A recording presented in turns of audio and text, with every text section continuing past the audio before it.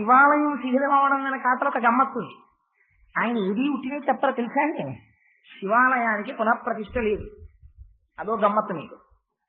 విష్ణువాలయాల్లో విగ్రహానికి ఏదైనా దెబ్బ తగిలింది అనుకోండి, దానికి ఒక పద్ధతి ఉంటుంది. దానికి ఒక తాడు కడతారు.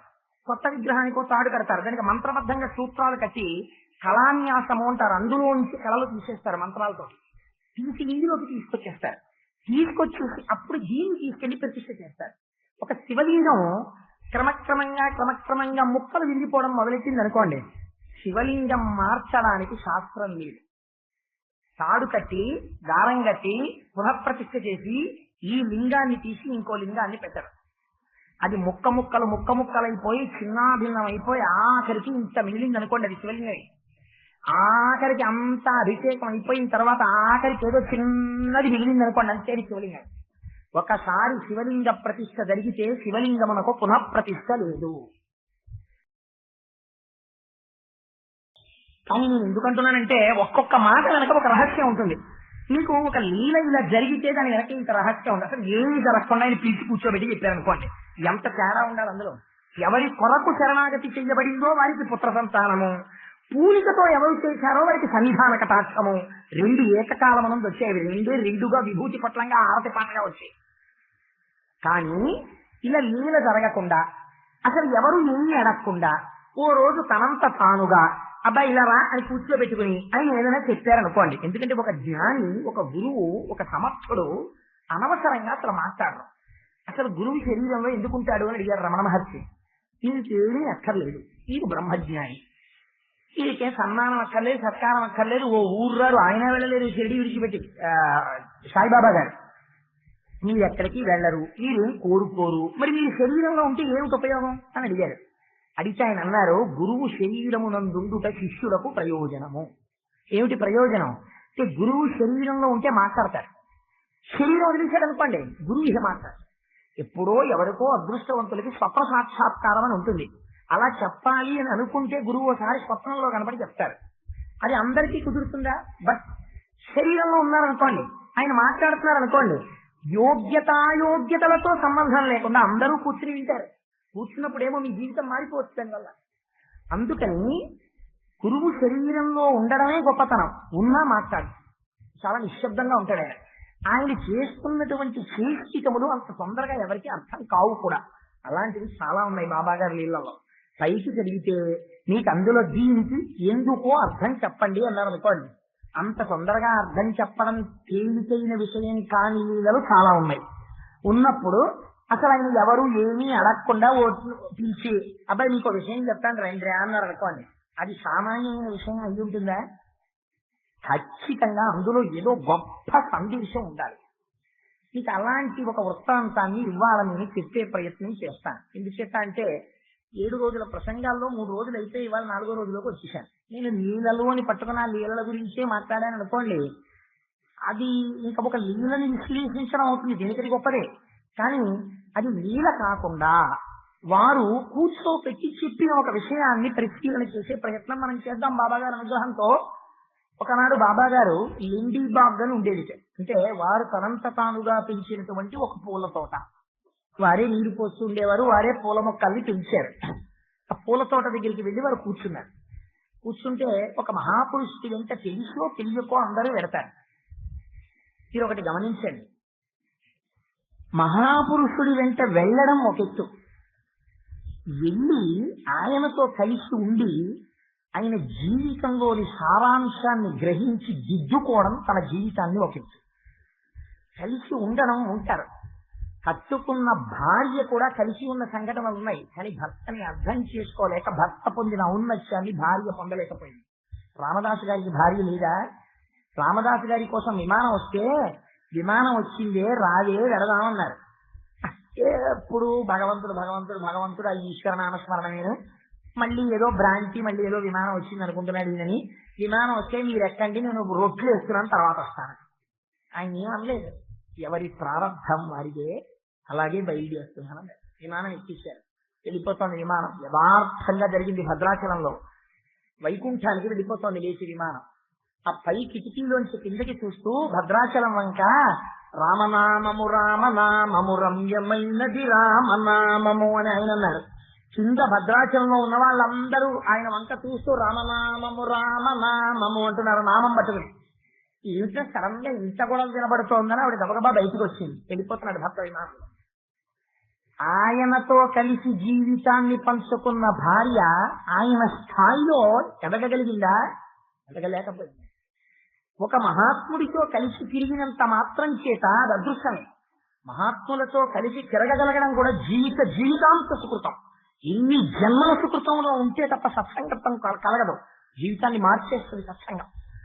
అయినా పూర్తి స్థాయిలో అర్థం చేసుకోవడంలో వైక్లభ్యం వస్తుంది. మీకు ఒక ఉదాహరణ చెప్తాను. మీరు లిండీబాగ్ లో బాబా గారు కూర్చున్నారు. ఆయన చుట్టూ కూర్చున్న వాళ్ళు ఎవరో తెలుసా అండి? పనున్నా లేకపోయినా ఆయన చుట్టూ కూర్చుని ఆయనతో ఎప్పుడు తిరిగే వాళ్ళు ఎవరో వాళ్ళే కూర్చున్నారు. ఎవడింట్లో పని వాడికి అలవాటు పడిపోయి ఎప్పుడో ఒకసారి వచ్చి బాబా గారికి దండం పెట్టుకునే అలవాటు ఉన్నవాడు బాబా గారు పూల తోటకు పెడుతుంటే ఆయనతో పాటు వెళ్ళేవాడు కాదు కదా. ఇంట్లో అన్ని పనులు విడిచిపెట్టేసి ఎప్పుడు బాబా గారి వెంట తిరగడమే అలవాటు అయిపోయిన వాడే ఆ టైంలో ఆయన పక్కన ఉంటాడు. పూల తోటలోకి వెళ్ళి కూర్చున్నారు. ఆయన కూర్చుంటే వాళ్ళు కూర్చుంటారు, వాళ్ళు కూర్చున్నారు. వీళ్ళ అలవాటు ఏమిటంటే ఎప్పుడు వీళ్ళు మాట్లాడరు, ఆయన ఏమైనా మాట్లాడటానికి మాట్లాడతారు. మాట్లాడడంలో కూడా గమ్మత్తుంటుంది. ఒక్కొక్కసారి ఎప్పుడు మాట్లాడే అలవాటు ఉన్నవాడు వాడు ఉంటాడు. వాడు మాట్లాడకుండా కూర్చున్నాడు అనుకోండి, గిల్టీగా ఉంటుంది. ఇవాళ వాడు మాట్లాడలే అంటారు. అందుకని వాడిని మాట్లాడించాలి. వాడి బలహీనత ఏమిటో తెలుసు. రామాయణంలో హనుమండి అన్నారు అనుకోండి, మీరు వాడు వెంటనే హను అంటే జ్ఞాపకానికి వచ్చిందని ఏదో మొదలెడతాడు. అది వాడి బలహీనత. అందుకని స్పృశిస్తారు. స్పృశిస్తే వాడు మళ్ళీ మాట్లాడతారు. వాడు అప్పుడు మాట్లాడలేదు అనుకోండి, అప్పుడు వీళ్ళందరూ ఏం చేస్తారంటే ఏదో ఒకటి మాట్లాడితే బాగుండని ఇంకా వాడి వంక చూస్తూ కూర్చుంటారు. అలాగే వాళ్ళు కూర్చున్నారు. బాబా గారి వంక చూస్తూ కూర్చున్నారు. వాళ్ళు ఆయన ఏం మాట్లాడినా వాళ్ళకి సంతోషం. అది శ్రద్ధ, విశ్వాసం, పూనిక. కానీ సాబూరిలోకి వెళ్ళకపోతే విశ్వాసం వల్ల ప్రయోజనం ఏంటి? అందుకని ఇప్పుడు సాబూరిలోకి వాళ్ళని పంపించాలి. నడువడి జరగాలి. విశ్వాసముతో కూడిన ప్రవర్తన వైపుకి దిద్దాలి. కాబట్టి ఆయన మిత్రనాభం మిత్రభేదం పరవస్తు చిన్నసూరి చెప్పినట్టే ఆయన కూడా ఒక విషయం చెప్పడం మొదలెట్టారు. అబ్బాయి నాకు మీకు ఇవాళ ఒక విషయం చెప్పాలని ఉందాయా అన్నారు. అయ్యో తప్పకుండా చెప్పండి అన్నారు. ఆయన అన్నారు, నేను పూర్వం ఒకప్పుడు ఇలాగే తిరుగుతూ ఉండేవాడిని. బ్రహ్మజ్ఞానికి ఈ పని చెయ్యాలా ఈ పని చేయకూడదా వారికి ఏముండదు. వారు సాక్షి, అన్నిటికీ సాక్షిగా ఉంటారు వారు. అందుకని ఒకనాడు నేను అటు తిరిగి ఇటు తిరిగి అదిగో ఆ చివర ఉన్నటువంటి ఒక అరణ్యంలోకి ప్రవేశించాను. అక్కడ ఒక చక్కటి నీటి కయ్య ఉంది. ఒక నదో, ఒక సరోవరమో, ఒక చెరువో, ఒక నీటి కయ్యో మీరు ఏమనుకుంటే అనుకోండి. అందులో చల్లటి నీటిని చూడగానే నేను కాళ్ళు చేతులు శుభ్రం చేసుకుని అందులో స్నానం చేసి ప్రశాంతంగా హాయిగా అనిపించింది. ఒక చెట్టు కింద కూర్చున్నాను. కూర్చుని కొద్దిగా పొగాకు తీసి ఆ గొట్టంలో వేసుకుని ఆ హుక్కా పీద్దామని అనుకుంటున్నాను. అదొక గమ్మత్తైన అలవాటు. ఇంత బ్రహ్మజ్ఞాని ఏదో దురలవాటు ఉన్న వారిలా నటిస్తూ ఉంటారు మన్ని మాయలో పడేయడానికి. అందుకని ఆ హుక్కా పీలుద్దామని పీలుస్తున్నాను. పీలుస్తుంటే నా పక్కకి ఒక బాటసారి వచ్చి కూర్చున్నాయి. కూర్చుంటే ఈలోగా వెనక నుంచి ఒక కప్ప బెకబెకలాడడం వినపడింది. అయితే ఇది బిగ్ క్వశ్చన్, ఒక కప్ప బెకబెకలాడితే అంటే సపోజింగ్ నేను ఆఫీస్కి వెళ్ళిపోతున్నాను అనుకోండి. వెళ్ళిపోతున్నప్పుడు అకారణంగా ఒక కప్ప బెకబెకలాడుతూ పెద్ద కప్ప కొట్టినా కనపడింది అనుకోండి, అనుకోకుండా నాకు అనుమానం వస్తుంది. ఇది కప్ప వానాకాలంలో వర్షం పడితే బెకబెకలాడాలి. ఇది కప్ప ఎక్కడో బెకబెకలాడుతోంది ఏంట్రా, ఒకవేళ కానీ ఇవాళ వర్షం పడుతుందా అనుకుంటాను. ఎందుకని? ఒక క్రౌడెడ్ స్ట్రీట్ లో నేను అడ్డుకుంటున్నాను కాబట్టి. అందుకని పాము కప్పని పట్టుకునే అవకాశం లేదు అక్కడ. ఒక ఐసోలేటెడ్ ప్రాంతంలో నేను ఉన్నాను అనుకోండి, అంటే నిర్మానుష్యమైన ప్రదేశంలో ఉన్నాను అనుకోండి. ఓ కప్ప వస్తోంది అనుకోండి, వెంటనే అనుమానం ఏమొస్తుంది, రేపు పాము కానీ కప్పను పట్టుకుందేమరా అని అనుమానం వస్తుంది కదా మనకి. అందుకని బాబా గారు వింటలేదా అంటే మీరు చాలా జాగ్రత్తగా అర్థం చేసుకోవాలి ఆయన చెప్పిన విషయాన్ని. బాబా గారికి వినపడింది. ఆయన దాని గురించి ప్రస్తావన. ఆయన స్నానం చేసి ఒక్కా పీల్చుకుంటూ కూర్చున్నాడు. అటుగా వచ్చిన బాటసార్ అన్నాడు, కప్ప ఎందుకంత బెకబెకలాడుతోంది అన్నాడు. వాడు నాలాంటి వాడు. వాడికి ఏమిటంటే భయం. ఇది అడిగి కదా పంప తీసి కప్పని ఏదైనా పాము పట్టుకుందేమో. కప్పని పాము పట్టుకుంది అనుకోండి, వీడికి ఏమిటి బెంగ? వీడి బెంగ ఏంటంటే అక్కడ పాము ఉందన్నమాట దగ్గరలో, అది బెంగ. అది ఏమో కప్ప మీద వస్తే. అందుకని కప్ప ఎందుకు బెకబెకలాడుతోందని వాడు బాబా గారిని అడిగాడు. అడగడంలో ప్రశ్న కాదు, జ్ఞాపకం పెట్టుకోండి. కప్ప ఎందుకు బెకబెకలాడుతోంది అని ఒక బ్రహ్మజ్ఞాన్ని అడిగితే కప్ప ఫలానా కారణం ఒక బెకబెకలాడుతున్నది అని చెప్పారు అనుకోండి. అంతకన్నా అర్థం లేని విషయం ఇంకోటి ఉంటుందా? అది సంసారమునందు మగ్గులుడైన వాడి ప్రథమ భయం మృత్యువు. సంసారమునకు అతీతుడై సాక్షిగా ఉన్నవాడికి లేని భయం మృత్యు భయం. అందుకని ఆయన స్నానం చేసి అక్కడ కూర్చున్నాడు. వీడు వచ్చాడు అక్కడికి. ఇద్దరిలో తేడా చూడండి. కప్ప బెకబెకలాడుతోందని బాబాగారికి తెలుసు, కప్ప బెకబెకలాడుతోందని వీడికి తెలుసు. ఆయన ఆ మాట చెప్పలేదు, వీడు ఆ మాట చెప్పాడు. ఎందుకు చెప్పాడంటే కప్ప ఇంత నిర్మానుష్య ప్రదేశంలో బెకబెకలాడుతోందంటే దాని కంఠంలో ఒక భయంతో కూడిన ధ్వని వినపడుతోంది. అంటే పాము మిగుతోందేమో అని వీడికి అనుమానం. ఆయన అన్నారు, నాకు తెలుసు ఆ కప్ప ఎందుకు బెకబెకలాడుతోందో, దాన్ని ఒక పాము మింగబోతోంది, నాకు తెలుసు అన్నారు. అంటే వీడికి ఇప్పుడు పాము కానీ ఉందేమో అని ఇంతకుముందు భయపడ్డాడు. ఇప్పుడు ఈ మాట అంటే వీడికి అనుమానం వచ్చింది. మనిషి ప్రవర్తన ఎలా ఉంటుందో చూడండి. ఆయన పెద్ద ఆయనండి, ఆయన ప్రసంగం బాగుంటుంది రండి అన్నారు అనుకోండి. మీరు ఎవరో ఒక సాధు పురుషుడు వచ్చాడు, కాషాయం కట్టుకుని మహానుభావుడు, వారు మంచి మాటలు చెప్తారు రండి అన్నారు అనుకోండి. వారు ఓ మాట చెప్పారనుకోండి, మనకి వెంటనే అనుమానం వస్తుంది. ఏమంటే ఆయన చెప్పినంత నిజమే అంటారా, అనుమానం ముందు వస్తుంది మనకి. అందుకని వీడు ఏం చేశాడంటే కప్పని పాము పట్టుకున్నది అని పాపాగారు అన్నారు. వీడు వెళ్ళి చూసి వచ్చాడు. వీడికి ఎందుకది, ఆయన మాట నమ్మాడు అనుకోండి, వాడు ఎలా కూడదు అక్కడికి. ఓహో బాబా పాము మింగుతున్నదా అనాలి. వీడు వెళ్ళి చూసి వచ్చి, బాబా నిజమే, అది నల్లటి పాము, చాలా పెద్ద పాము, అది కప్పని పట్టేస్తుంది నోటితో, అది మింగిపోతోంది కప్పని అన్నారు. ఇప్పుడు బాబా గారు ఏమంటారని వాడు అనుకుని ఉంటాడు. అవును సహజం, మరి అంత పట్టుకున్న తర్వాత మింగేస్తుంది అంటారు అనుకుని ఉంటాడు. లేకపోతే ఏమయ్యా కప్పని మింగేసిన తర్వాత ఇటు వస్తే అందులో రామనిద్రం అటు పోదాం అని బాబా గారు కూడా లేచిపోతారు. ఆయనతో పాటు ఆయన ఎక్కితే తను తిడదాం అనుకుని ఉండవచ్చు బహుశా. లేకపోతే అతనేం బ్రహ్మజ్ఞాని కాదుగా, అంతకన్నా ఇంకో రకంగా ఆలోచించడానికి. మీరు ఆ విషయాన్ని ఆ కోణంలో అర్థం చేసుకోకపోతే మీకు దానిలో ఉన్న అమృతం బయటికి రాదు. అంటే ఇప్పుడు బాబా గారు అన్నారు, అలా మింగనిస్తానా, నేను ఇక్కడ దాని తండ్రి లాంటి వాడను కాను, తండ్రిని నేను రక్షిస్తానన్నారు. ఇప్పుడు మళ్ళీ ఆశ్చర్యంగా ఎవరు పడిపోతాడు. పాము నోట్లో గడిపిన కప్ప నేను రక్షిస్తాడా, ఎందుకు రక్షించాలి, అవసరం ఏంటి, ఎలా రక్షిస్తాడు అనుకుంటాడు కదా. ఇప్పుడు కుతూహలం మరింత పెరుగుతుంది. ఇది ఎంతమందిలో కుతూహలం పెరుగుతుంది, ఆ పక్కన ఉన్నవాడికి, ఈ కథ వింటున్నవాడికి. మీ అందరూ బాబా చరిత్ర చదివేశారు కాబట్టి అలా కూర్చున్నారు. నిజంగా ఎవరు చదవని వాళ్ళు అనుకోండి, మీకు అనుమానం రాదు. ఏంటంటే ఎలా విడిపిస్తారండి, పాము మింగేస్తున్న కప్పని ఎలా వదిలిస్తారు అనుకుంటారు కదా. అందుకని వాడికి నేచురల్ గా ఈ కుతూహలం వచ్చేస్తుంది, బాటసారికి కూడా. అదేంటి ఎలా విడిపిస్తారు, నేను తండ్రిని ఉండగా కప్పని పాము మింగుతుందా, నేను మింగనివ్వనన్నారు అని అక్కడికి వచ్చారు. వస్తే అదే సన్నివేశం, నోటితో కప్పని పట్టుకుంది. ఇప్పుడు మీకు అనుమానం రావచ్చు, ఏమండి దిక్కుమాలిన కప్పని పాము మింగేయచ్చు కదా, ఎందుకు అలా పట్టుకున్నాం, బాబా గారు చెప్పినప్పటి నుంచి గమనించినప్పటి నుంచి ఇప్పటికీ ఇలాగే ఉంటుందా, పాము చేత కప్ప మింగబడడం అనేటటువంటిది ప్రపంచంలో అత్యంత భయంకరమైన విషయమో జ్ఞాపకం పెట్టుకోండి. ఎందుకో తెలుసా అండి, చిన్న పాముకి పెద్ద కప్ప దొరికింది అనుకోండి, శరీర నిర్మాణము చేత కప్ప పెద్దది, పాము నోరు చిన్నది, కానీ పాము పడేటటువంటి బాధ అంతా ఇంత కాదు. ఎందుకో తెలుసా, రామకృష్ణ పరమహంస చెప్పారు ఈ రహస్యాన్ని. పెద్ద పాము నోట చిన్న కప్ప పడితే మృత్యువు తేలిక, మింగేస్తుంది. చిన్న పాము నోట పెద్ద కప్ప పడింది అనుకోండి, అటు మింగదు, వదలదు, పట్టుకుంటుంది. పట్టుకుని ఏం చేస్తుందంటే అది కానీ ఇలా నోరు తెలిసింది అనుకోండి దూకేస్తుంది బయటికి. ఇది ఇలా వదిలితే దూకేద్దామని చూస్తుంటుంది. ఎందుకని సగం ఒళ్ళు దాని నోట్లో ఉంది, ఒళ్ళిపోతోంది భయంతో. దూకేయాలి, దూకేద్దామంటే పట్టుకుంది, అందుకని దూకడానికి లేదు. ఇలా వదిలితే దూకుదామని చూస్తుంటుంది, కళ్ళు బయటికి పెట్టుకుని ఆర్తితో బెక బెక బెక బెక అరుస్తూ ఉంటుంది. ఇదేం చేస్తుందంటే నోరు తెరిస్తే జారిపోతుంది, అందుకు నోరు తెరవదు. తన శరీరంలో ఉన్న విషాన్నంతటి కోరంలోంచి పట్టుకున్న చోటు నుంచి దాని శరీరంలోకి ఎక్కించేస్తుంటుంది. ఎక్కించేస్తుంటే దీనికి ఏం తెలుస్తుంటుందంటే వదిలితే బాగుందనే చూసుకుంటుంటుంది. విషం ఎక్కించేస్తోందని దానికి తెలియదు. తన శరీరంలోకి విషం ఎక్కేస్తుంటుంది. ఎక్కేస్తుంటే మెల్లమెల్లగా మూర్ఛ వచ్చేస్తుంటుంది. ఒక పక్క బెంగ, బాధ, దానికి తోడు ఎక్కుతున్న విషం. విషం ఎక్కుతోందని పాముకి తెలుసు, అందుకని అది పట్టుకుని అలా ఉంటుంది. విషం బాగా ఎక్కిన తర్వాత బెక బెక బెక బెక ధ్వని తగ్గిపోతుంది. తగ్గిపోయిన తర్వాత ఇలా తెలిసినట్టు తెలిసి లోపలికి లాగేసుకుంటుంది. బల్లి పురుగులు మింగినట్టు మింగుతుంది. ఇలా విప్పి అది ఇంకొంచెం లోపలికి లాగేస్తూ ఉంటుంది. ఇంకొంచెం లోపలికి వెళ్ళిపోతున్నంతసేపు ఆ కప్ప ఎంత బాధపడిపోతుంటుందో మీరు ఆలోచించండి. ఇలా మింగుతుంది. ఇది జన్మాంత ఎందుకు అలా మింగడం కప్పని అంటే ఆ రెండు ఉపాధులకి ఉండేటటువంటి శత్రుత్వం అది. కప్ప కనపడితే పాము మింగేస్తుంది అంతే. అదంతే, దానికి సహజమైన శత్రుత్వం ఆ రెండింటికి.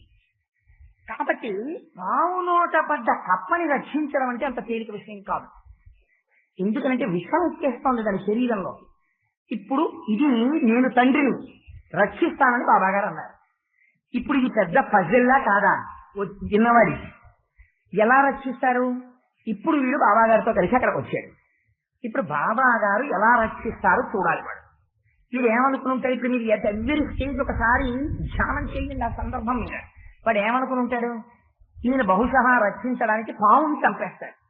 పావుని కొట్టి చంపేస్తే పావు చచ్చిపోయిన తర్వాత ఏ కర్రతోటో చంపారో ఆ కర్రతోటే దాని నోట్లోంచి వెళ్ళి ఆ కప్పని బయటికి తోసేస్తే ఆ కప్పకి ఎంచుకుంటూ పోతుంది. ఇంతకన్నా can you imagine any other methodology by which a frog that has been that is going to be eaten away by a snake can be saved?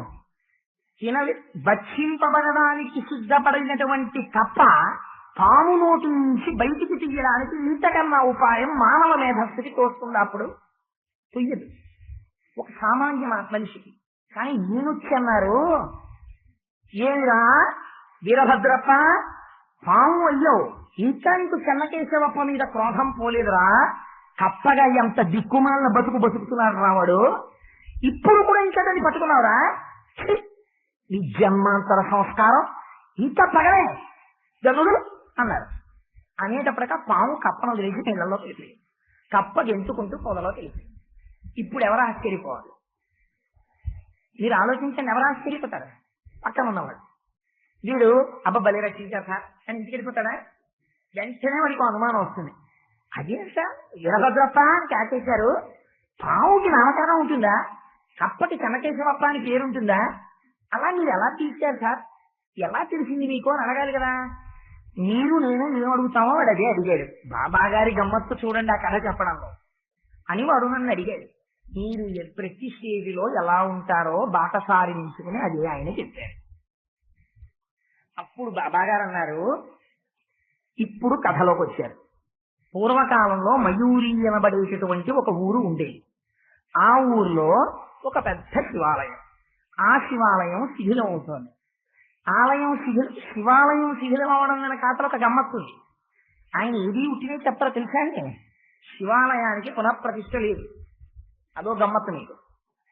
విష్ణువాలయాల్లో విగ్రహానికి ఏదైనా దెబ్బ తగిలింది అనుకోండి, దానికి ఒక పద్ధతి ఉంటుంది. దానికి ఒక తాడు కడతారు. కొత్త విగ్రహానికి ఒక తాడు కడతారు. దానికి మంత్రబద్ధంగా సూత్రాలు కట్టి కళాన్యాసము అంటారు. అందులో నుంచి కళలు తీసేస్తారు మంత్రాలతో. తీసి నీళ్ళలోకి తీసుకొచ్చేస్తారు. తీసుకొచ్చి అప్పుడు దీన్ని తీసుకెళ్లి ప్రతిష్ఠ చేస్తారు. ఒక శివలింగం క్రమక్రమంగా ముక్కలు విరిగిపోవడం మొదలెట్టింది అనుకోండి, శివలింగం మార్చడానికి శాస్త్రం లేదు. తాడు కట్టి దారం కట్టి పునఃప్రతిష్ఠ చేసి ఈ లింగాన్ని తీసి ఇంకో లింగాన్ని పెట్టరు. అది ముక్కలైపోయి చిన్నాభిన్నం అయిపోయి ఆఖరికి ఇంత మిగిలింది అనుకోండి, అది శివలింగం. ఆఖరికి అంతా అభిషేకం అయిపోయిన తర్వాత ఆఖరికి ఏదో చిన్నది మిగిలింది అనుకోండి, అంతే శివలింగం. ఒకసారి శివలింగ ప్రతిష్ఠ జరిగితే శివలింగమునకు పునఃప్రతిష్ఠ లేదు. అందుకని ఆలయ శిథిలం అన్నారంటే బాబా గారు మీరు చాలా జాగ్రత్తగా చదవాలి, చాలా జాగ్రత్తగా ధ్యానం చెయ్యాలి ఆ మాట మీద. ఆలయము శిథిలమవుతోంది. ఆలయము శిథిలమవుతోంది కాబట్టి ఊళ్ళో వాళ్ళు బెంగపెట్టుకున్నారు. అరే ఆలయం శిథిలం అంటే శివుడికి ఇబ్బందా, ఊళ్ళో వాళ్ళకి ఇబ్బందా? శివలింగానికి ఏం అవదు. ఆలయం దెబ్బతింటే ఊళ్ళో వాళ్ళు ఇబ్బంది పడతారు. ఆయన మంగళప్రదుడు. ఆయన సంగతి నువ్వు పట్టించుకోకపోతే నీ గురించి ఆయన పట్టించుకోవడం మానేస్తే, కాబట్టి పట్టించుకోవాలి. అందుకని ఆలయ పునర్నిర్మాణం చేస్తామని ఊళ్ళో వాళ్ళందరూ చందాలు వేస్తున్నారు. ఊళ్ళో వాళ్ళందరూ చందాలు వసూలు చేస్తే ఏదో 10,000 రూపాయలు కావాలంటే ఓ రోజు వచ్చి ఇవ్వగా 10,000 ఒక్కొక్కడు ఏదో కొంత సొమ్ము ఇస్తూ ఉంటాడు. ఇదంతా పట్టుకెళ్లి ఊళ్ళో డబ్బు ఉన్నటువంటి ఒక వ్యక్తి దగ్గరికి పట్టుకెళ్లి పెట్టారు. వాడు పరమలోభి. వాడికి ఆ జన్మలో పేరు చెప్పలేదు బాబా. వాడు లోభి అంటే వాడు ఏం చేస్తాడు? అది ఏ రకం డబ్బైనా కానివ్వండి తనది చేసుకోవాలని ప్రయత్నం చేస్తాడు వాడు. అందుకని వాడు ఏం చేశాడంటే అందరూ ఇచ్చిన డబ్బు తీసుకుని నేను ఖర్చు పెడతానన్నాడు. అందరి డబ్బు తీసుకుని తన దగ్గర పెట్టుకుని ఖర్చు పెట్టడానికి తిరిగి ఇచ్చేస్తే లోభటి అందరికి వీల్లేదు. నేనే ఖర్చు పెడతానడంలో రహస్యం ఏంటంటే దొంగ ఖాతా రాయడానికి అవకాశం దొరుకుతుంది. అందుకని వీడు ఏం చేశాడంటే నేను ఖర్చు పెడతానని ముందుకొచ్చి ఏదో 10 రూపాయలు ఖర్చు పెట్టి 100 రూపాయలు ఖర్చు పెట్టినట్టు చూపించాడు అనుకోండి. తెలియదా? ఊళ్ళో వాళ్ళు అడగరా? అదే అడిగారు. అడిగితే అన్నారు బాబా గారు మధురమైన మాటలతో మభ్యపెట్టాడు అన్నారు. అంటే పెద్దరికం ఒకటి ఉంది కదా ఊళ్ళో, డబ్బున్నవాడు ఏది మాట్లాడినా శాస్త్రం అవుతుంది. గట్టిగా ఆయన నిలదీసి అడుగుదామంటే మళ్ళీ రేపు పొద్దున మనకి ఏమైనా అవసరం ఉంటే అప్పు పెడదామో భయం ఉంటుంది. అందుకని మధురాతి మధురమైన మాటలు ఏవో చెప్పేసి మోళీ చేసేసి వాళ్ళని మభ్యపెట్టేశాడు. పాపం వీళ్ళు మళ్ళీ చందాలు వసూలు చేశారు. చేసి పట్టుకొచ్చి మళ్ళీ ఇచ్చారు. మళ్ళీ ఆ డబ్బుని తస్కరించాడు. మళ్ళీ తినేశాడు, దాచేసుకున్నాడు. సాక్షి ఒకడున్నాడు, వాడికి తెలియదు. ఊళ్ళో వాళ్ళని మోసం చేశావు కానీ శివుణ్ణి నువ్వు మోసం చేస్తావా? ఆ శివుడు భార్యకి స్వప్నంలో సాక్షాత్కరించంటే యోగ్యతాయోగ్యతల యందు వివక్ష చెప్పారు బాబా గారు ఇక్కడ ఆ లీలలో. భార్యాభర్తలిద్దరూ మనస్సు చేత ఒకటే యథార్థమనకు, కానీ ఆవిడ పరమ భక్తురాలు. భర్త చేస్తున్నటువంటి అకృత్యములు ఆవిడకి ఇష్టం లేదు. అందుకని ఆవిడ కల్లో ఆయన సాక్షాత్కరించారు. సాక్షాత్కరించి అమ్మా నీ భర్త ద్రవ్యాన్ని దుర్వినియోగం చేస్తున్నాడు, అందుకనమ్మా నువ్వు పూనుకుని ఆలయాన్ని పునర్నిర్మాణము చేయించవలసినది అని చెప్పారు. ఆవిడ నిద్రలోంచి లేచిన తర్వాత భర్త దగ్గరికి వచ్చి ఒక మాట చెప్పింది. అయ్యా నాకు స్వప్నంలో పరమశివుడు సాక్షాత్కరించాడండి, ఆలయ పునర్నిర్మాణం చేయించమన్నాడు, అందుకని మనం ఆ డబ్బు పెట్టి ఆలయాన్ని పునర్నిర్మాణం చేద్దామంది. అంటే ఈయనన్నాడు డబ్బు ఖర్చు పెట్టడం ఇష్టం లేనివాడు ఎంత తెలివితేటలుగా భార్యని బ్లాక్మెయిల్ చేశాడో చూడండి.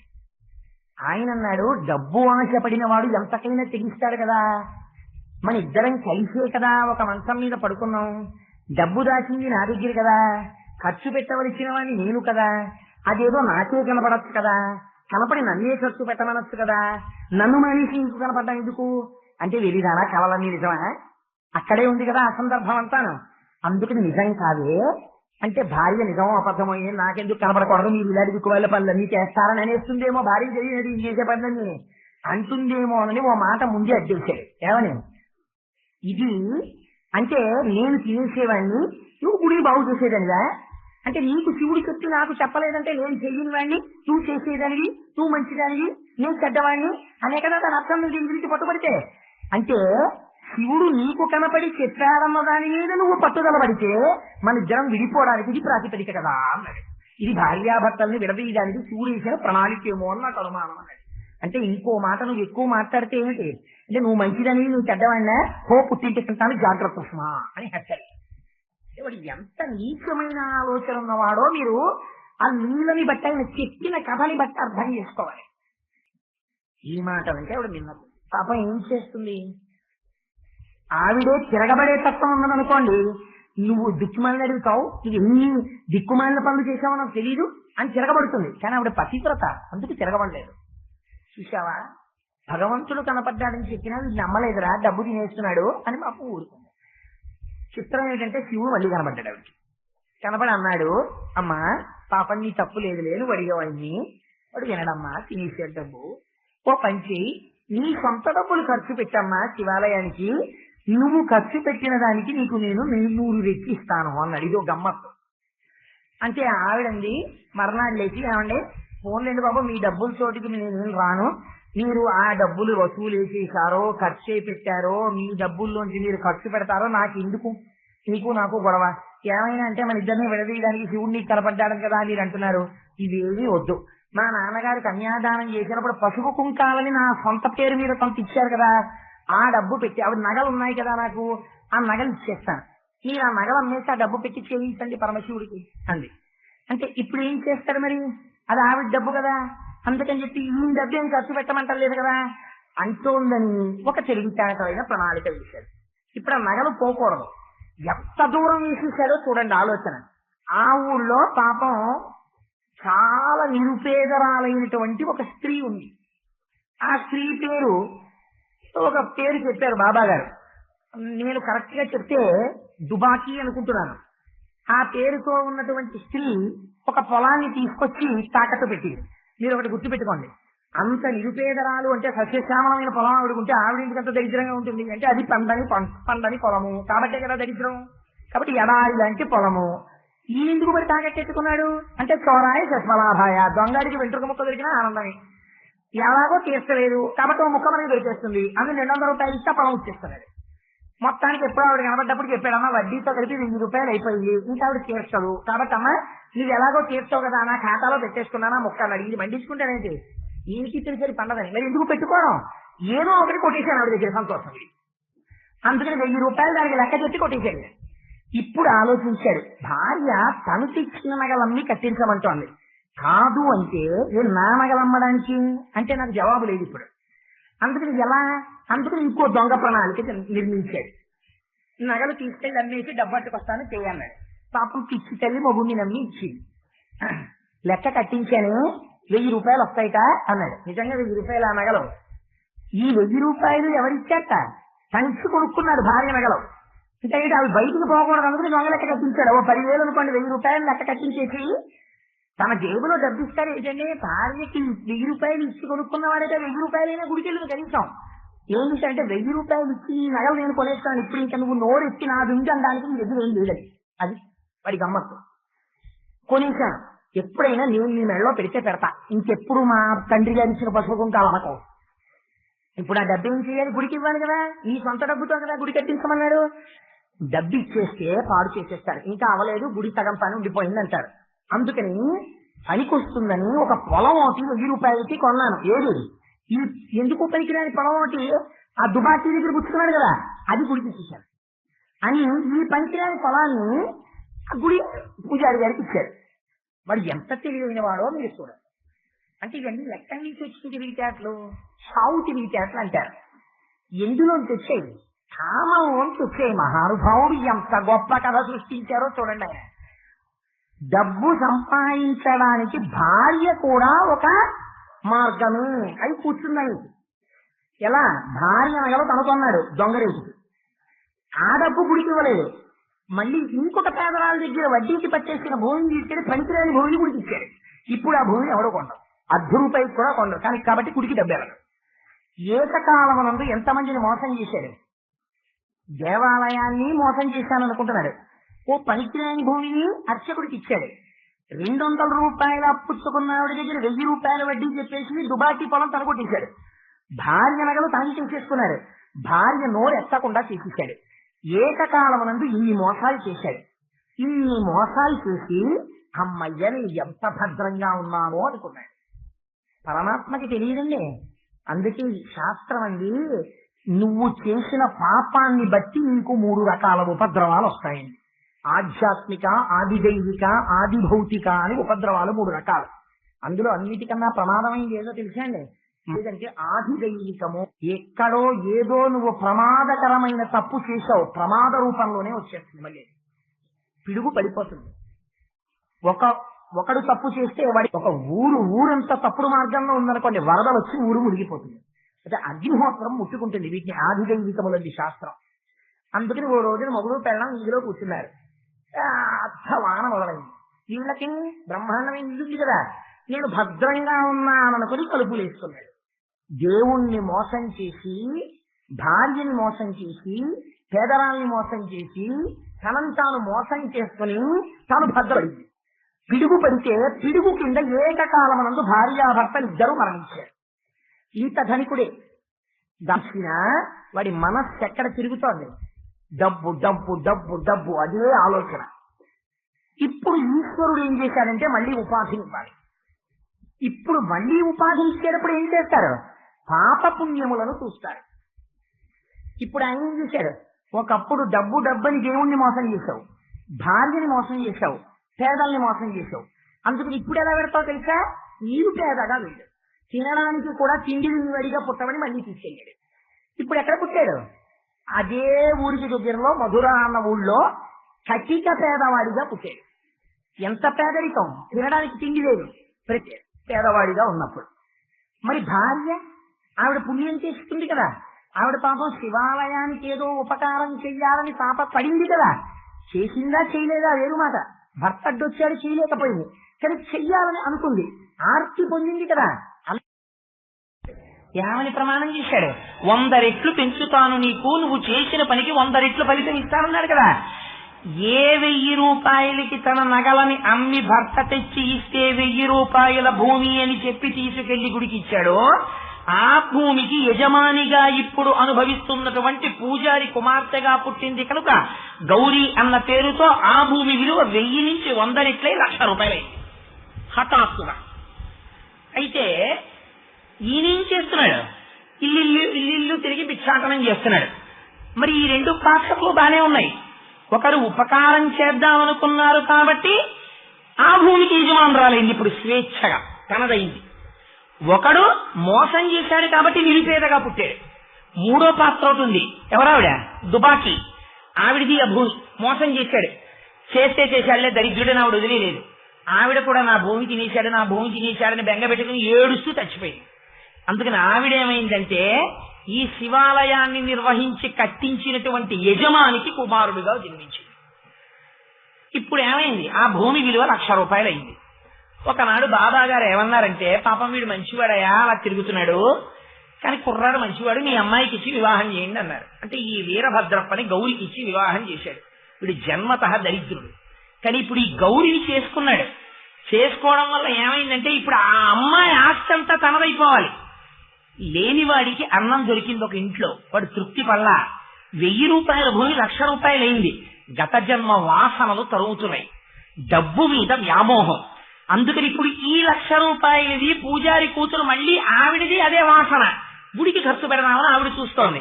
ఖర్చు పెడితే తన డబ్బు పోతుందని మొగుడు చూస్తున్నాడు.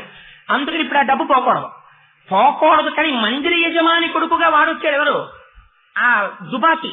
అందుకని వాడికే అందులో ఆసక్తి, అంటే తన పొలం అది. అందుకని వాడికి ఈ డబ్బు ఎలా అయినా సరే మందిరానికి ఖర్చు అవ్వాలని వాడి తాపత్రయం. ఇంకా వాసనలు తగ్గుతున్నాయి ముగ్గురిని. అందుకని ఇప్పుడు ఏమైంది? ఆడపిల్ల కాబట్టి వీధిని పడలేకపోయింది. మళ్ళీ శివుడు కల్లో కనబడ్డాడు. ఈ విషయంలో బాబాగారిని అడిగాడు. బాబాగారిని అడిగితే బాబాగారు అన్నారు, అమ్మా ఆ పొలం మీద 50,000 రూపాయలు ఇచ్చారు, మిగిలిన 50,000 రూపాయలు 25 వాయిదాల్లో నెలకి 2,000 చొప్పులు ఇస్తానంటున్నారు కదా, దాని మీద వచ్చేటటువంటి వడ్డీని శివాలయం నిర్వహణకి ఇచ్చేసేయమన్నారు. కానీ వీరభద్రప్ప అన్నాడు, అలా ఇవ్వడానికి వీలు లేదు. మసీదులో కూర్చొని బాబా నా భార్యని అమాయకురాల్ని చేసి నా డబ్బు తినేయడానికి చూస్తున్నాడు అన్నారు. అజ్ఞానికి మంచి చెప్పినా అర్థం కాదురా అని మౌనంగా ఉండిపోయారు బాబా గారు. ఒక రోజున ఈ ఆడపిల్ల పాపం ఈవిడేం చేస్తుంది, మళ్ళీ భార్యగానే ఉంది. ఈవిడ డబ్బిద్దామని ఈవిడ అనుకుంటోంది. చెన్నకేశవప్పేమో మందిర యజమాని కొడుకు, అందుకని మందిరానికి ఖర్చు పెడుతుంది ఆవిడ. ఆయన అంటున్నాడు ఖర్చు పెట్టద్దని మొగుడు అంటున్నాడు. ఆవిడ ఇంట్లో ఉంది. వీళ్ళిద్దరూ మసీదు ముందు గట్టి పడ్డారు. మాట పెరిగిపోయింది. పెరిగిపోవడంలో ఈ వీరభద్రప్ప అన్నాడు, నిన్ను ముక్కలుగా నరికేస్తానన్నాడు. మామూలుగా కాదు, గుర్తుపెట్టుకోండి. మామూలుగా నిన్ను చంపేస్తానంటాం ఒకెత్తు, నిన్ను ముక్కలుగా నరుకుతానంటాం క్రౌర్యానికి పరాకాష్ట. వాడు భయపడ్డాడు చెన్నకేశవప్ప. భయపడి చూడండి అయ్యా, నేను ఏదో శివాలయం కోసం అని అడిగితే నన్ను ముక్కలుగా నరికేస్తా అంటున్నాడు, వీడికి అసలే డబ్బు పిచ్చి, నన్ను ఏమైనా చేస్తాడేమో అన్నాడు. అంటే యథాలాపంగా బాబాగారు మాట అనేశారు, ఊరే నీకు నా రక్ష, వాడి చేతిలో నువ్వు చావకుండా నేను చూస్తానన్నారు. వీళ్ళకి ఇలాగే పగలు ఉండిపోయి కొన్నాళ్ల తర్వాత వీరభద్రప్ప చచ్చిపోయాడు, చెన్నకేశవప్ప చచ్చిపోయాడు. ఇప్పుడు ఎక్కడికి వెళ్ళారు? ఉపాధులు వీరభద్రప్ప పాము అయ్యాడు, చెన్నకేశవప్ప కప్ప అయ్యాడు. ఈ కప్పని ఈ పాము వచ్చి పట్టుకుంది. నేను అప్పుడు చెప్పాను కదా చెన్నకేశవప్పకి రక్షిస్తానని, తండ్రిని నేనుండగా ఎలా మింగుతాడు, అందుకు వచ్చి విడిపించాను. నా మాట ప్రకారం ఈ జన్మలోనైనా సరే వాణ్ణి రక్షించాను. ఇది కథ, మీరు దీన్ని బాగా అర్థం చేసుకోండి అని లేచి వెళ్ళిపోయారు.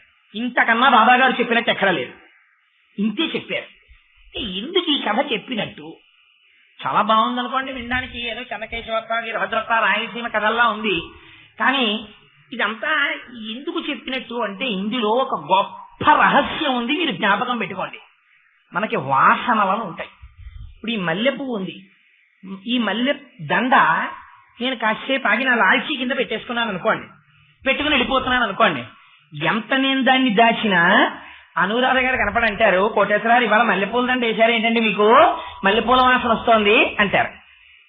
వాసన బట్టి వస్తువుని ఎలా కనిపెట్టారు అంటే వాసనకి వస్తువుకి అభేదం అయిపోయింది, రెండు ఒకటైపోయాయి. మనం కూడా ఏమైపోతామంటే జన్మజన్మాంతర సంస్కారంలో ఒకే వస్తువు మీద మోజు పెంచుకుని 3 రకాలుగా వెళ్ళిపోతాయి వాసనలను. అసలు 9 దాన్ని 3లోకి తీసుకొచ్చింది శాస్త్రం. దేహవాసన, శాస్త్రవాసన, లౌకిక వాసన. ఈ 3 ఎక్కడో అక్కడ స్టకప్ అవుతాడు. దేహవాసన అంటే అబ్బా నేను ఎంత బాగుంటానో. కొంతమంది చూడండి, శరీరాన్ని ఇలాగే ఉంచేసుకుందామన్న భ్రాంతిలో ఆఖరికి ఈ శరీరంతో నిర్వర్తించవలసిన ప్రాథమిక బాధ్యతలు కూడా పక్కన పెట్టేస్తారు. ఎందుకంటే దిక్కుమాలినందం ఏదో ఉండిపోతుంది. ఇది దేహవాసన. రెండవది శాస్త్రవాసన. కొంతమంది అలా పుస్తకాలు చదివేస్తూనే ఉంటారు. ఎందుకు? పూజా పునస్కారం చేయరు. అలా పుస్తకాలు చదివేసి ఏదో భగవంతుడిని తెలిసేసుకుందామని. జ్ఞాపకం పెట్టుకోండి, మితిమీరిన గ్రంథ పఠనము ఒక దురలవాటు. అది ఏమైపోతుందంటే కొన్నాళ్ళకి పుస్తకంలో పురుగైపోతాడు. ఎటువైపు వెళ్ళిపోవాలి? అనుష్ఠానం వైపుకి వెళ్ళిపోవాలి. క్రమంగా వెళ్ళిపోకుండా పుస్తకాలు చదవడమే అలవాటు ఉండిపోయింది అనుకోండి, అది కూడా ఒక దురభ్యాసం అయిపోతుంది. శాస్త్రవాసన. మూడవది ఏమవుతుంది? లోకవాసన. తన భార్య యందు, బిడ్డల యందు, ఐశ్వర్యమునందు వ్యామోహం. ఇది ఎవరికి వెళ్ళింది? మొట్టమొదట లోభికి వెళ్ళింది. అందరినీ మోసం చేశాడు, పిడుగుపడింది, చచ్చిపోయాడు. పిడుగుపడి చచ్చిపోయే ముందు నోటీస్ ఏమైనా ఉంటుందా నువ్వు చచ్చిపోతున్నావని? ఓ హార్ట్ అటాక్ వస్తే పోయినా కొంచెం తెలుస్తుంది, ఓ క్యాన్సర్ వస్తే కొంచెం తెలుస్తుంది. పిడుగుపడితే ఎలా తెలుస్తుందండి? బాబా గారి చెప్పడంలో అందం ఏంటంటే పిడుగుపడి చచ్చిపోయాడు అన్నారు. సడన్ గా చచ్చిపోయేటప్పటికీ కూడా వాడి చిట్ట చివరి ఆలోచన దేని మీద ఉండిపోయిందో దానికి తగిన ఉపాధిలోకి వెళ్తాడు. అంటే వాడి ఆలోచన దేని మీద ఉండిపోయింది? డబ్బు మీద ఉండిపోయింది. అందుకని వెళ్ళిపోయాడు. పేదవాడిగా పుట్టాడు, చేసిన పాపం ఉంది, డబ్బు కోసం తాపత్రయం ఉంది. అందుకని పేదవాడిగా పుట్టాడు, డబ్బు గురించి వ్యామోహపడుతుంటాడు. ఆ అమ్మాయి కూడా చచ్చిపోయింది. ఎలా చచ్చిపోయింది? అయ్యో నేను శివాలయానికి ఉపకారం చెయ్యలేకపోయాను, ఓ పనికి మాలిన పొలం తీసుకెళ్లి ఇచ్చాడు, ఆ ఆలయం శిథిరం అయిపోతుంది, నేనేం చేయలేకపోయాను అన్న బాధతో చచ్చిపోయింది. అందుకని ఆ పొలంతో మళ్ళీ ఏదో చెయ్యగలిగిన అధికారం ఉన్న శివాలయ అర్చకుడి కుమార్తెగా పుట్టింది. అందుచేత రోజు అంతరాలయంలోకి వెళ్లి దండం పెట్టుకుని శివాలయంలో ఉన్న ప్రసాదం తినే అదృష్టాన్ని పొందింది. ఓ మెట్టు పైకి ఆవిడ ఎక్కింది, 100 మెట్లు కిందకి జారిపోయాడు వాసనల వల్ల కదా. ఏ వాసన వెంట తరిగిందో అది మార్చేస్తోంది పొజిషన్స్ ని. ఆవిడ 200 రూపాయలకి తాకట్టు పెట్టింది, పోయింది పొలం. వాడు తాకట్టు అయిపోయింది. పోతే పోయింది దిక్కుమైన పొలం, వాడు అంతే అని చెప్పి ఆవిడ ఈశ్వర ఆరాధన చేసుకుని ఆవిడ పిడుగు వల్ల సావలా. ఎలా చచ్చిందో బాబా గారు చెప్పలా. కానీ ఆవిడ నిజంగా కానీ ఏదో ఆలోచిస్తూ చచ్చిపోయి ఉంటే ఇంకోలా పుట్టి ఆవిడ కూడా నా పొలం 200 రూపాయలకి పెడితే 1000 రూపాయలకి తినేశాడు, 200 రూపాయలకి పెడితే 1000 రూపాయలకి తినేశాడని ఆయన మీద క్రోధం పెట్టుకు చచ్చిపోయింది. అందుకని మళ్లీ క్రోధం సాధించడానికి మందిర యజమాని కొడుగ్గా పుట్టింది. నిరంతర ప్రసాద స్వీకార దర్శన భాగ్యములను పొందినట్టు లేదు. కాబట్టి ఏమైంది? ఆ జన్మలో పగలు వైరాల్లోంచి మొట్టమొదట ఎవరు విడిపడ్డారో గౌరి విడిపోయింది, ఈశ్వరార్చన వైపుకి వెళ్ళిపోయింది. వీళ్ళిద్దరు ఏమయ్యారు? దెబ్బలాడుకుంటూనే ఉన్నారు. ఇది ఇప్పుడు ఏమైపోయింది? రోడ్డున పడి మహాత్ముడి సన్నిధిలో దెబ్బలాడుకోవడానికి వచ్చింది. ఒకడు తెలిసో తెలియపోయిన కాళ్ళు ఎట్టుకున్నాడు, నిన్ను రక్షిస్తానన్నాడు. వీడికి ఆ ఇంగిత జ్ఞానం కూడా లేదు, నిన్ను ముక్కలుగా నరుకుతానన్నాడు. వచ్చే జన్మలోకి మళ్లీ వెళ్ళారు. ఒకసారి ఐశ్వర్యమున్న మనుష్యుడు, రెండవసారి ఇంకొంచెం దిగిపోయాడు. నిరుపేద అయిన మనుష్యుడు, వాసన మార్చుకోలేదు. ఇప్పుడు ఏమయ్యాడు? పాము. ఒకళ్ళు చూస్తే భయపడే స్థితికి వెళ్ళిపోయాడు. ఎందుకని? డబ్బు కూడబెట్టి వడ్డీ వ్యాపారం చేసి అందరిది లాగితే ఏమవుతుంది? చూసేటప్పటికీ అయ్యో నేను తాకట్టు పెట్టింది ఎత్తుకుపోతారా అని భయపడే స్వరూపం అయిపోతాడు. అందుకని ఏమయ్యాడు? పాము అయ్యాడు. వీడేమయ్యాడు? వాడితో గొడవ పెట్టుకున్నాడు, వాడు నన్ను ఏం చేస్తారో అని పిరికితనం పెట్టుకున్నాడు, కప్పయ్యాడు. ఇప్పుడు ఈ శత్రుత్వం ఎక్కడికి వెళ్ళింది? జ్ఞానంతో కూడుకున్న శత్రుత్వం కాదు, దేనికోసం కొట్టుకోరు వాళ్ళిద్దరు, సహజంగా శత్రుత్వం అంతే. పాము కప్ప కనపడితే పట్టేసుకుంటుంది. ముక్కలుగా నరుకుతానన్నాడు, అందుకే కొద్దిగా మింగుతాడు, ఒక్కసారి చంపడం. ఏరా ఇది మీకు 3వ జన్మ. 3 జన్మల నుంచి మీరు ఒక్కొక్క మెట్టు జారిపోతున్నారు, పతనం వైపుకి వెళ్ళిపోతున్నారు. కానీ మిమ్మల్ని మీరు ఉద్ధరించుకోలేదు. మిమ్మల్ని మీరు ఏం చేస్తున్నారు? ఇంకా అదే కక్ష. వాడు చెన్నకేశవప్పగా వచ్చాడు, ఎంత దరిద్ర జీవితం రా వాడిది అని అడిగారు బాబాగారు. ఏమిటి దరిద్ర జీవితం? నీళ్లలో ఉంటాడు, పాము మింగేస్తుంది. పైకి వస్తాడు, కాకులు పొడిచేస్తాయి. 2 రకాలుగాను సుఖం లేదు. పురుగులు తిని బతుకుతూ ఉంటాడు నీళ్లలో. అంతకన్నా కప్పేమి అనుష్ఠానం చేసిన పళ్ళేం తిందని. పాము ఎవరు చూసినా భయమే, అది నీళ్లలో తిరుగుతుంది, భూమిలో తిరుగుతుంది. కానీ ఎవరికన్నా కనపడతానేమోనని ఎప్పుడు పాము ఏమిటో తెలుసా అండి, తన ఇల్లు తాను కట్టుకోదు. చీమలు పొట్టిన పుట్టలు పాములకి ఇరువైన ఎట్లు ఇంకొకరిది తాను తీసేసుకుంటూ ఉంటాడు. ఆ చీమలు ఏం చేస్తాయి, భయపడి పారిపోతాయి. ఎవడో కట్టుకున్నాడు, అవసరానికి నీ దగ్గరికి డబ్బుకి వచ్చాడు, వడ్డీ వేసి వాడిది నీది చేసుకున్నావు, వాడింట్లో నువ్వు ఉండడం అలవాటు చేసుకున్నావు, అందుకని చీమ పెట్టిన పుట్టలో ఉన్న పాముగా బతుకుతున్నావు. కానీ జన్మ జన్మాంతర వైరం ఉపాధి వైరం అయిపోయింది. ఇప్పుడు పాము కప్ప పట్టేస్తాయంతే, అందుకని కొట్టుకుంటున్నాయి. ఎంత దారుణం రా! సర్వోత్కృష్టమైన మనుష్య జన్మని పొందారా, ఉపకారం చెయ్యడం చేత కాక దిక్కుమాల పాము కప్పలయ్యారా, ఇప్పటికీ ఇంకా కొట్టుకుంటూనే ఉన్నారా? ఇప్పుడు కూడా కప్ప చచ్చిపోయింది అనుకో, నీ నోట్లో పాము నన్ను తినేస్తోంది, పాము నన్ను తినేస్తోంది, పాము నన్ను తినేస్తోంది అని బెంగెట్టుకు చస్తుంది. అది వచ్చే జనంలో ముంగిసవుతుంది కక్ష తీర్చుకోవడానికి. నువ్వేమవుతావు? ఓ పిల్ల పాము బృగపాము అయి దాని నోట్లో పడి చేస్తావు. మళ్ళీ అప్పుడు నువ్వు మళ్ళీ ఏడుస్తావు. పగలు ప్రతీకారాలతో ఇంకా ఇంకా ఇంకా ఇంకా హీన జన్మంలోకి వెళ్ళిపోతున్నారు. సర్వోత్కృష్టమైన మనుష్య జన్మ వస్తే మాత్రం మీ వాసనలు మిమ్మల్ని ఎదగనిచ్చాయా? ఎందుకురా ఈ వాసనలు? కాబట్టి నీ మనస్సుని తిప్పడం నేర్చుకో. ఎలా తిప్పుకుంటావు? మరి ఏమండి, శరీరం మీద, భార్య మీద, ఐశ్వర్యం మీద వ్యామోహం ఉండదా? మరి మమ్మల్ని ఇలా పరతోషిస్తే ఎలా అంటే, బాబా గారు లీల చెప్పి వదిలిపెట్టరు, అద్భుతమైన సమాధానం చెప్పారు. మన్ని మనం ఎలా ఉద్ధరించుకోవాలో, ఎలా ఈ వాసనల నుంచి బయటపడాలో చెప్పారు. ఎక్కడ చెప్పారు? ఎవరికి చెప్పారు? మీరు పారాయణ చేస్తే కలుపుకోవడంలోనే పులహారం కట్టుకోవడానికి అందం ఉంది. ఎవరికి చెప్పారు ఇది? ఇది హేమాద్రి పంతుకి చెప్పారు. ఎప్పుడు చెప్పారు? ఎక్కడ చెప్పారు? ఎలా చెప్పారు? ఏ పరిష్కారం చెప్పారు? ఇంత గొప్ప ప్రశ్నకి వారు చెప్పిన జవాబేమి, ధుని ఏమి, విభూతి ఏమి, దక్షిణ ఏమి? ఈ రహస్యాల్ని రేపటి రోజున బాబా గారు నాకు సమర్థతనిచ్చి పలికించుగాక. ఒక్క 5 నిమిషముల నామం విని మనం